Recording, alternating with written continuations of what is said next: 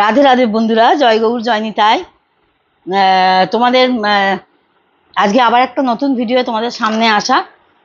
3রা আষাঢ় 18ই June মঙ্গলবার শ্রী শ্রী নির্জলা ও পাণ্ডব একাদশীর উপবাস। তোমরা অনেকেই হয়তো জানো, যারা উপবাস করো মানে একাদশী করো বিশেষত, তাদের কথা বলছি। আর যারা করো না তারাও করার চেষ্টা করো, করা ভালো, করা মঙ্গল। আমি সবসময় ভিডিওতে একই কথা বলি। তাহলে আর একবার দিনটা বলি। 3রা আষাঢ় 18ই জুন মঙ্গলবার পড়েছে শ্রী শ্রী নির্জলা ও পাণ্ডব একাদশী ব্রত উপবাস। একাদশীর উপবাস।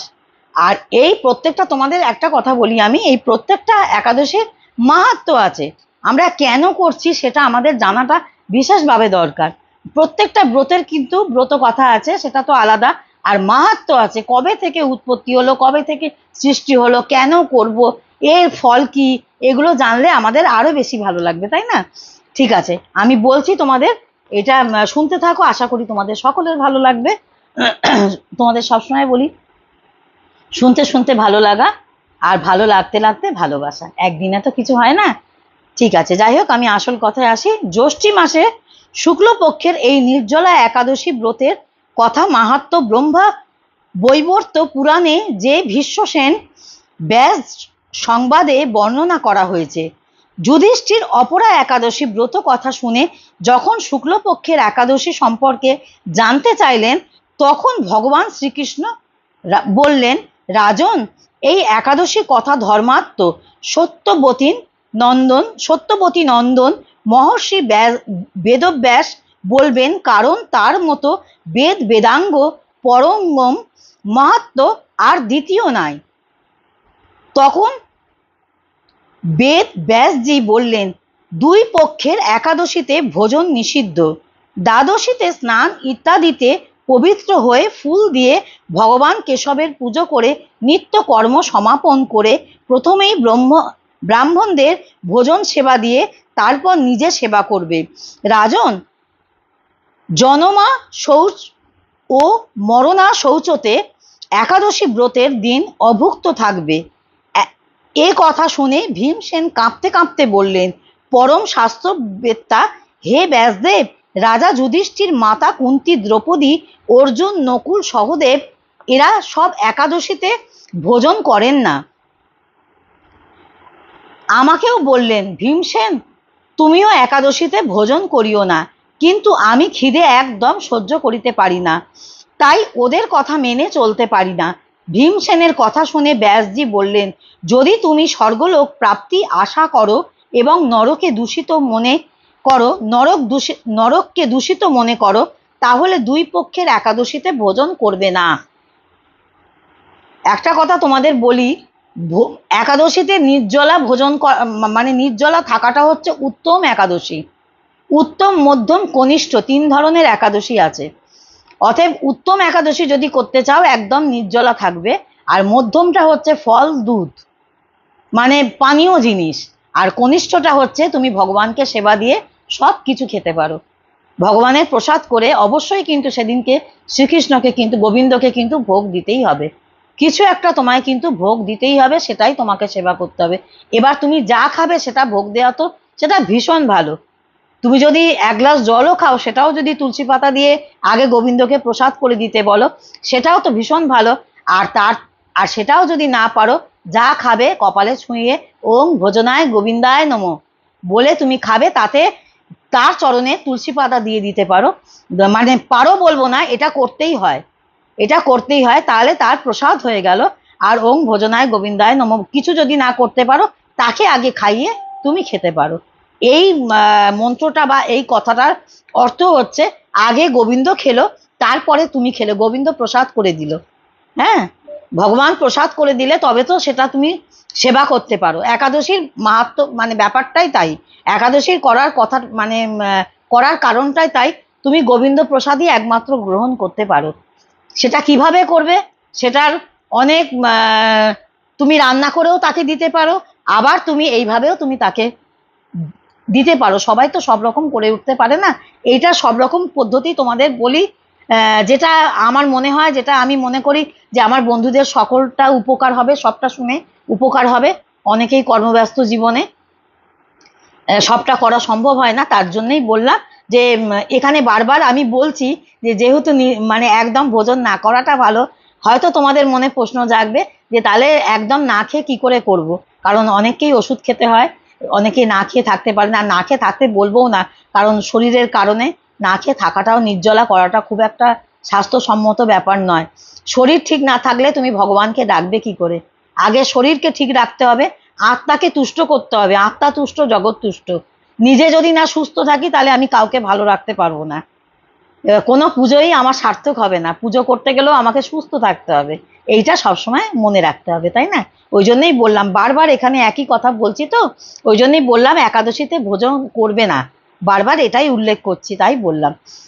তদুত্তরে ভীমসেন আবারও বললেন, মহাবুদ্ধিমান পিতামহ, আপনাকে বলছি, দুবেলা তো দূরের কথা, এক বেলাও আমার পক্ষে না খেয়ে থাকা অসম্ভব, কারণ আমার উদরে বৃক নামক অগ্নি প্রজ্বলিত সদা সর্বদা, তাই অনেক অনেক খেলেই আমার উদর শান্ত থাকে, তাই চেষ্টা করলে বছরে হয়তো একবার না খেয়ে থাকতে পারি, তাই যাতে স্বর্গপ্রাপ্তি ঘটে সহজেই তথা কল্যাণকারী কোনো ব্রত কথা আমায় দয়া করে উপদেশ করুন, আমি বিশেষ সচেষ্টা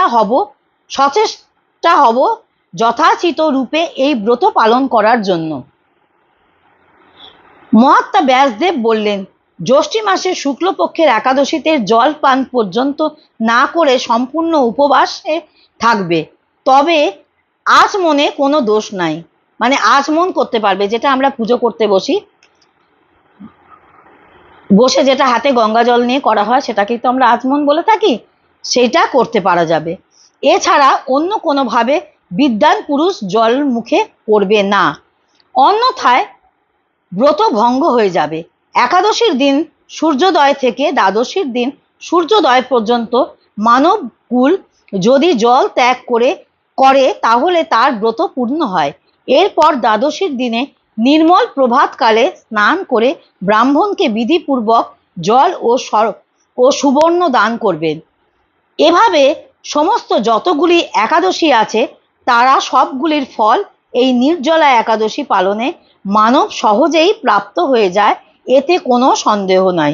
শঙ্খ চক্র গদা পদ্মধারী ভগবান কেশব আমায় উপদেশ করেছেন, যদি মানব সবকিছু ছেড়ে দেয়, একমাত্র আমার স্মরণে আসে আর একাদশীর দিন নিরাহার থাকে তা নিরাহার থাকে তো সে সব পাপ থেকে মুক্ত হয়।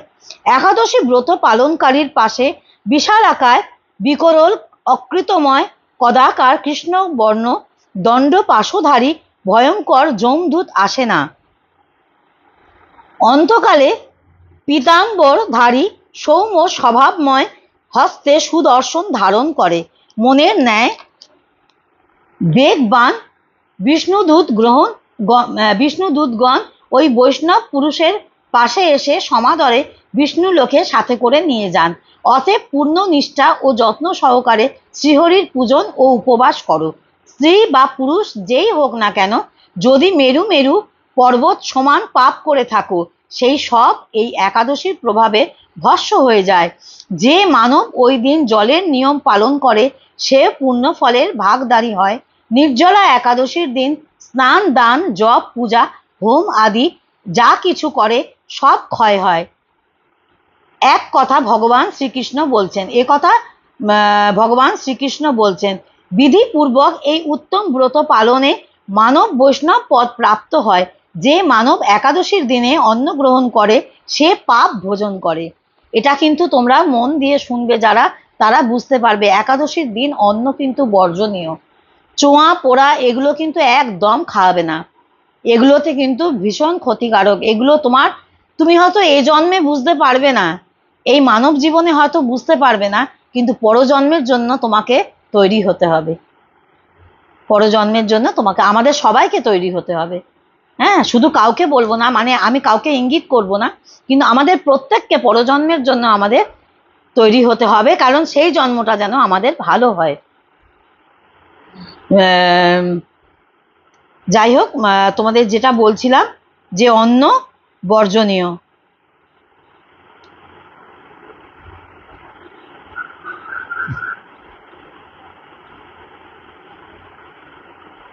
ভীমসেন, দাঁড়াও লাইনটা একটু গন্ডগোল হয়ে, যে মানব একাদশীর দিন, যে মানব একাদশীর দিনে অন্ন গ্রহণ করে সে পাপ ভোজন করে, এই লোকে চণ্ডাল গতি ও মরার পরে দুর্গতি প্রাপ্ত হয়। ভীমসেন জ্যৈষ্ঠ মাসের শুক্লপক্ষে ওই দিন থেকে ব্রত পালন শুরু করেন। সেই থেকে এই একাদশীর নাম ভীমসেন, ভীমসেনী একাদশী বা পাণ্ডব নির্জলা একাদশী নামে খ্যাত।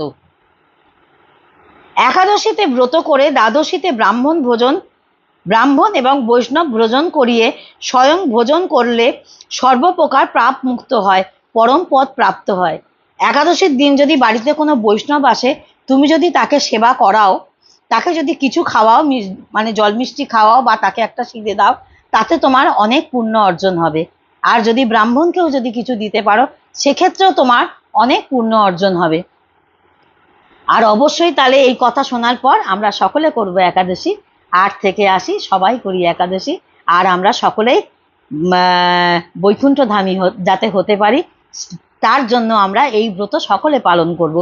আর একটা কথা তোমাদের সকলের জানা দরকার, যে যমদূত থেকে আসে, যমদূত থেকে যমকে পাঠায়, যেমন কর্ম করবে তুমি তার অনুযায়ী।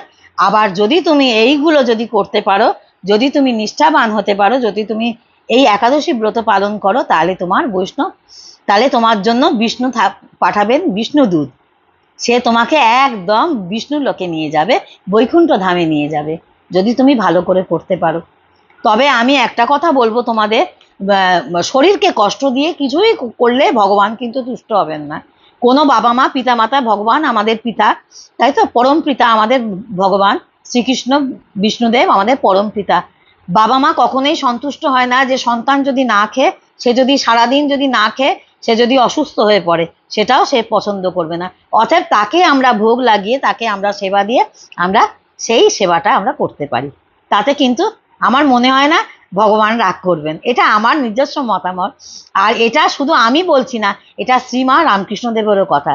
তোমরা যারা কথামৃত পড়বে, তারা তোমরা জানতে পারবে যে কথা শ্রীমাও বলেছেন, যে আত্মাকে কষ্ট দিয়ে, শরীরকে কষ্ট দিলে তো ভগবানকে তুমি ডাকতেই পারবে না, অনর্গল নাম জপ করতে পারবে না, মুখে অনর্গল হরিনাম জপ করতে পারবে না। এই যে মুখে অনর্গল যদি তোমরা যদি হরে কৃষ্ণ মহামন্ত্র যদি জপ করতে থাকো, হ্যাঁ, যেটাকে অজপা জপ বলে, আমি এগুলো নিয়ে অনেক আগে বলেছি, আর তোমাদের নতুন করে ভিডিও বাড়াবো না, আমি ছোট করেই বলে দিচ্ছি, যদি অজপা নাম জপ করতে পারো তাহলে অবশ্যই তোমরা বৈকুণ্ঠগামী হবে। অনর্গল মুখে মহামন্ত্র জপ করা উচিত। তোমরা সকলেই জানো মহাপ্রভু কি মহামন্ত্র দিয়ে গেছে, সেগুলো আর বলে ভিডিও বড় করব না। তোমরা কিছু একটা কমেন্ট করবে। সকলে ভালো থাকবে, সুস্থ থাকবে, সকলে একাদশী করার চেষ্টা করো। আর কিছু বলবো না। ততক্ষণ রাধে রাধে, জয় গুরু, জয় নিতাই।